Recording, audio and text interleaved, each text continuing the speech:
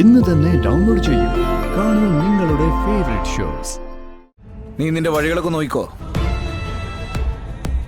പക്ഷെ സുബൈർക്ക് പറയാതെ ഞങ്ങളെ അവിടുന്ന് ഒഴിപ്പിക്കാൻ നിനക്കാവില്ല. കാരണം ഞാനും സുബൈർക്കും തമ്മിലെ വാടക ചീട്ട് എഴുതിയിരിക്കുന്നേ, അല്ലാതെ നീയായിട്ടല്ല. എങ്കിൽ നീ ചെവിയെ നുള്ളിക്കോടാ. നീ ആ വീട്ടിൽ നിന്ന് ഇറങ്ങും, ഇല്ലെങ്കിലേ ഞാൻ നിന്നെ ഇറക്കും. ആ പയ്യൻ ആരാ? ബാപ്പച്ചിയുടെ പെങ്ങടെ മോന. തനി കാണ്ടാമൃഗ, ഒരു മനുഷ്യ പറ്റില്ലാത്തൊരു സാധനം. പിന്നെ ചേച്ചി എനിക്കറിയാം. ചേച്ചിയുടെ കാര്യങ്ങളൊക്കെ ഞങ്ങൾ സംസാരിക്കാറുണ്ട്. എന്റെ കാര്യോ? ആ, വിഷ്ണുവേട്ടൻ ഞങ്ങളുടെ വീട്ടിൽ വാടകയ്ക്ക് താമസിക്കുന്നത്. സുബൈർഖാന്റെ മോളാണോ? അതെ. പക്ഷേ അനുഭവമായിട്ടുള്ള റിലേഷനൊന്നും എനിക്കറിയാൻ പാടില്ലായിരുന്നു കേട്ടോ. അല്ല, അനിയനാണെന്നുള്ള കാര്യം ആ കഥയൊക്കെ ഇനിയും പറഞ്ഞോളും. റിസൾട്ടൊക്കെ നോക്കിയ ശേഷം വീട്ടിലേക്ക് ഇറങ്ങണം, എന്നിട്ടേ പോവാവൂ. ഞാൻ വന്നോളാം. എന്നാ പിന്നെ നിങ്ങൾ പൊയ്ക്കോ.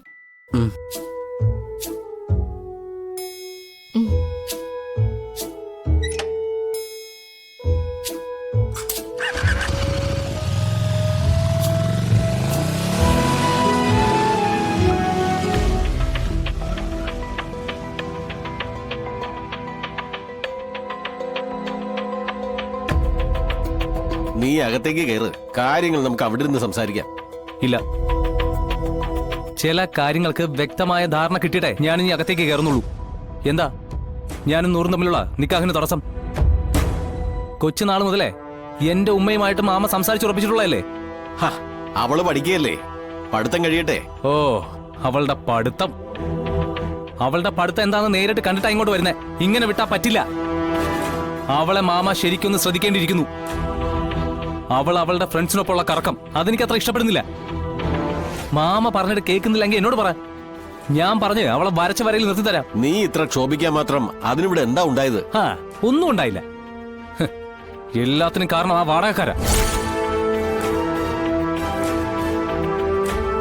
അവര് വന്നതിന് ശേഷമാ അവൾക്കേ രാത്രിയെന്നില്ല പകലെന്നില്ല എന്ന രീതിയിൽ നടക്കാൻ തുടങ്ങിയതും തർക്കുത്തരം പറയാൻ തുടങ്ങിയതും.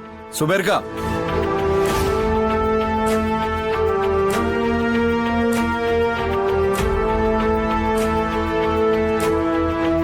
ഈ പറയുന്നതിലൊന്നും ഒരു സത്യമില്ലേക്ക. ഇക്ക നൂർജഹാൻ നല്ല കുട്ടിയാ. എന്റെ അച്ഛനും അമ്മയും ഒരു മകളെ പോലെ അവളെ കാണുന്നേ. ഇക്ക എനിക്ക് അവള് പെങ്ങളെ പോലെയാ. ഓ, ജാതിയുടെയും മതത്തിന്റെയും പേരിലുള്ള അകൽച്ച ഒന്നുമില്ലാതെ പരസ്പരം സ്നേഹിക്കുന്ന രണ്ട് കുടുംബങ്ങൾ തമ്മിലുള്ള നല്ലൊരു ബന്ധം. അതിങ്ങനെയൊന്നും പറഞ്ഞ് തകർക്കരുന്ന് പറയിക്ക. ഡാടാ, നീ വാചകം അടിച്ച് മാമാനെ സോപ്പിട്ട് നിർത്തുന്ന പോലെ എന്നെ പാട്ടിലാക്കാൻ വരല്ലേ. ഞാനും ഇതിനപ്പുറം കഴിഞ്ഞ് വന്നോരാ. മാമായ്ക്ക് നേരായ വഴിക്ക് നിന്നെ അവിടെ നിറക്കി വിടാൻ ബുദ്ധിമുട്ടുണ്ടാവും. പക്ഷേ എനിക്ക് നിന്നെ അവിടെ നിറക്കി വിടാൻ പല വഴികളുണ്ട്. അതുകൂടി നീ ഓർത്തു വെച്ചോ. ഏയ്,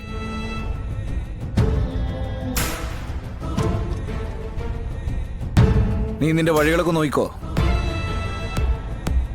പക്ഷെ സുബൈർക്ക് പറയാതെ ഞങ്ങളെ അവിടുന്ന് ഒഴിപ്പിക്കാൻ നിനക്കാവില്ല. കാരണം ഞാനും സുബൈർക്കും തമ്മിലെ വാടക ചീട്ട് എഴുതിയിരിക്കുന്നേ, അല്ലാതെ നീയായിട്ടല്ല. എങ്കിൽ നീ ചെവിയെ നുള്ളിക്കോടാ. നീ ആ വീട്ടിൽ നിന്ന് ഇറങ്ങും, ഇല്ലെങ്കിലേ ഞാൻ നിന്നെ ഇറക്കും. വണ്ടി ഇറക്കടാ.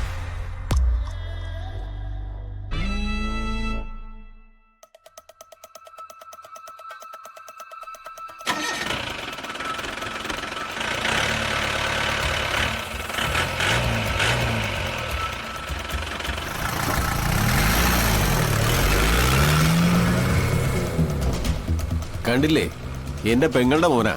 നല്ല മര്യാദയുള്ള പയ്യൻ അല്ലേ? ഇക്ക, ഞാൻ വന്നതേ ഓട്ടോയുടെ ലോൺ പാസ്സായിന്ന് പറയാൻ വേണ്ടിട്ടാ. ഓ, ഇത്ര പെട്ടെന്ന് പാസ്സായോ? അപ്പൊ ഇക്കാനെ കണ്ടൊരു നന്ദി പറയാൻ വേണ്ടിട്ടാ വന്നേ. അതിങ്ങനെയായി. അതൊന്നും ഓർത്ത് വിഷ്ണു ബേജാറാവണ്ട. ആ പോയവൻ ഞങ്ങളുടെ ആരുടെയും കയ്യിൽ നിൽക്കുന്ന ഇനമൊന്നുമല്ല. അവനത്രയും പറഞ്ഞ സ്ഥിതിക്ക് വിഷ്ണു ഒന്ന് സൂക്ഷിക്കുന്നത് നല്ലതാ. പകയുള്ള ഇനമാ.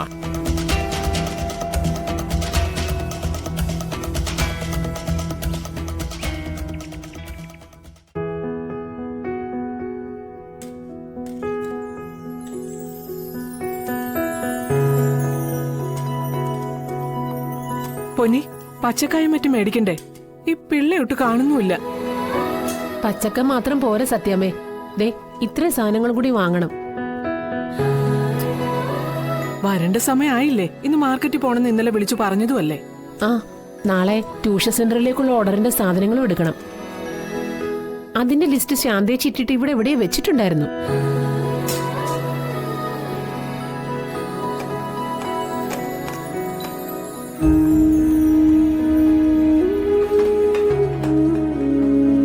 എന്തോ ഭാമേ ഇവളെന്തോ നോക്കുന്നേ? ഈ സാധനങ്ങൾ മേടിക്കാനുള്ള ലിസ്റ്റാ. എന്റെ ഭാമേ, ഈ കടയിൽ നിന്ന് മേടിക്കാനുള്ള സാധനങ്ങളുടെ ലിസ്റ്റൊക്കെ ഒരു ഒറ്റ വെക്കണം. അപ്പൊ പിന്നെ ഇതുപോലെ വെക്കുന്ന സ്ഥലം മറന്നുപോകില്ല. കടയിൽ പോകാൻ നേരത്ത് അതിൽ നിന്ന് പോയി എടുത്താൽ മതിയല്ലോ. ആ, കിട്ടി സത്യമേ. ആ എന്നാ പിന്നെ ഈ 2 ലിസ്റ്റും കൂടി ഒന്നിച്ചെവിടെയെങ്കിലും വെക്ക. ആ പൊന്നി, ഇനി ചോദിക്കുമ്പോ കാണുന്നില്ലെന്ന് പറയരുത് കേട്ടോ. ആ ആ എല്ലായിടത്തും വെച്ചോ പൊന്നി. ആ പോവാൻ റെഡി ആയിരിക്കാണല്ലോ. ആ പൊന്നി എപ്പോഴേ റെഡി ആയിട്ട് നിൽക്കുക. പിള്ളയല്ലേ വൈകിയത്? ഓ, രാവിലെ ഒരു വള്ളിക്കേസ് വന്ന് പെട്ടു. അതൊന്ന് ഒഴിവാക്കി വിട്ടിട്ട് വരുന്ന വഴിയാ. എന്നാ പിന്നെ പൊന്നി നമുക്ക് പോയേക്കാം. ആ വാ. അല്ല, ചീട്ട് മാത്രം മതിയോ? വാങ്ങിക്കാനുള്ള കാശൊന്നും വേണ്ടേ? ഓ അത് ശരി, പൈസ വാങ്ങിച്ചില്ലായിരുന്നോ? രാഘവേട്ട, ആ പൈസ ഇങ്ങെടുത്ത് കൊടുത്തേ. രാഘവേട്ട, ആ പൈസ ഇങ്ങെടുത്ത് കൊടുക്കാന്. പൈസയോ? ഏത് പൈസയാ? അല്ല, 100 കൊണ്ടുവന്ന ഒരു 25,000 രൂപ തന്നില്ലായിരുന്നോ? ഞാനത് രാഘവേട്ടന്റെ കയ്യിലേക്കല്ലേ തന്നത്. എന്റെ കയ്യിലോ? പിന്നല്ലാതെ. പൊന്നി, നീയും കണ്ടതല്ലേ? ശരിയാ സാറേ, ആ പണം സത്യമ്മ സാറിന്റെ കയ്യിലേക്കാ തന്നത്.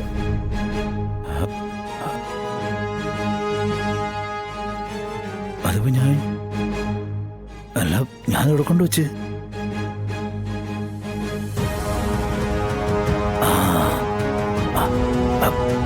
അലമാരുടെ തട്ടിക്കൊണ്ടു വെച്ചായിരുന്നു. ഞാനിപ്പോ എടുത്തരാ. ഇപ്പൊ എടുത്തരാ.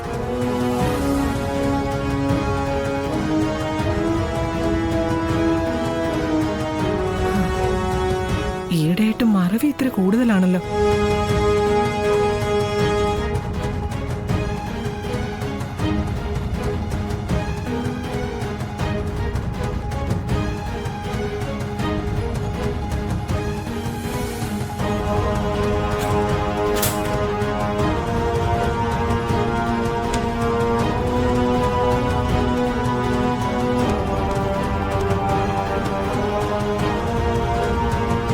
എന്താ രാഘവേട്ട?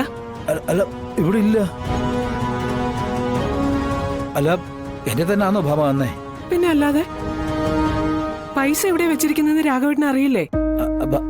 ഭാമ, അല്ല, ഞാന് അത് അലമാരിക്കകത്താണോ അതോ ഈ കിടക്കയുടെ അടിയിലാണോ വെച്ചേന്നേ? ശരിക്കും കൊണ്ട് ഓർക്കുന്നില്ല.